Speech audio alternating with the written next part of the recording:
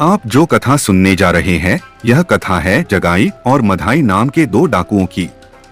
लेकिन चैतन्य महाप्रभु की दृष्टि इन पर ऐसी पड़ी कि दोनों विख्यात संत हुए। उन्हीं की कथा आज हम सुन रहे हैं। कथा इस प्रकार है। जगाई मधाई नाम के दो भाई थे। इनका जन्म तो ब्राह्मण परिवार में हुआ, लेकिन कुसंगति में पड़कर दोनों भाई मांस, मदिरा, व्यभिचार, हत्या आदि सभी पापों में लिप्त हो गए। अपने क्षेत्र में उन्होंने उपद्रव मचा रखा था।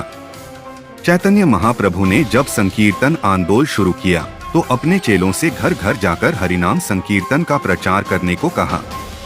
उनके दो शिष्य हरिदास ठाकुर और नित्यानंद प्रभु चेतन मधाई के यहाँ भी पहुँचे और श्री कृष्ण के पवित्र नामों का जाप करने के लिए अनुरोध किया। इससे जगाई मधाई को आया गुस्सा। हरिदास ठाकुर जी और नित्यानंद प्रभु को जान बचाकर भागना पड़ा। अगले दिख मधाई ने नित्यानंद प्रभु का सिर मिट्टी के ढेले से फोड़ डाला। पूरा सिर लहूलुहान हो गया। इस घटना से क्रुद्ध होकर चैतन्य महाप्रभु दोनों को दंड देने को तैयार हो गए, किंतु जब उन्होंने जगाई के पश्चातापी व्यवहार को देखा तो तुरंत उसे गले से लगा लिया। संत स्पर्श से ही दोनों भाई शुद्ध हो गए। बाद में दोनों भाइयों ने नंद प्रभु से मुलाकात की और कहा, हे मेरे प्रभु, आप प्रत्येक जीव के हृदय में विद्यमान हैं। मैंने ऐसे अनेक जीवों को हानि पहुंचाई है। यदि मैं जानता कि मैंने किन किन को हानि पहुंचाई है तो मैं उनसे क्षमा मांग सकता था, लेकिन मैं नहीं जानता कि मैंने कितने जीवों को हानि पहुंचाई है। कृपया मुझे बताइए कि वे सभी लोग जिनके विरुद्ध मैंने इतने अपराध किए हैं मुझसे कैसे प्रसन्न हो सकते हैं। यदि आप मुझ पर दयावान हैं तो कृपया मुझे सलाह दें कि मैं क्या करूं। नित्यानंद प्रभु ने उत्तर दिया, कृपया सुनिए, मैं आपको निर्देश देता हूं। नियमित रूप से गंगा के घाट पर जाकर सफाई किया करो। जब लोग वहां प्रसन्नतापूर्वक स्नान करेंगे तब सभी लोग आपको आशीर्वाद देंगे।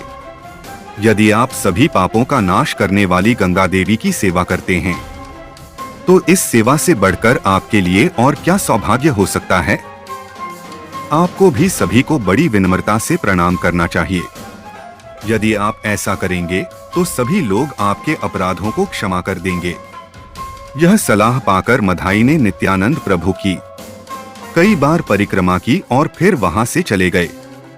सबने देखा कि कैसे मधाई श्री कृष्ण का पवित्र नाम जपते हुए और आंसू बहाते हुए गंगा पर स्नान घाट को बहुत अच्छे से तैयार कर रहे थे। मधाई गंगा पर आने वाले हर व्यक्ति का बहुत सम्मान करते थे और उन्हें अपनी विनम्र श्रद्धांजलि देते थे।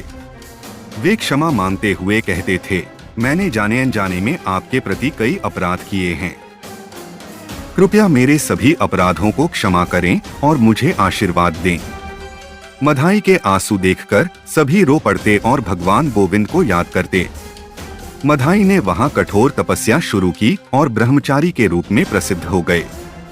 वे गंगा के तट पर उनके दर्शन में लीन रहने लगे और एक कुदाल की मदद से घाट की मरम्मत करने में कड़ी मेहनत की। भगवान की कृपा से उस स्थान के खंडहर अभी भी दिखाई देते हैं और सभी लोग मधाई घाट के रूप में जाने जाते हैं।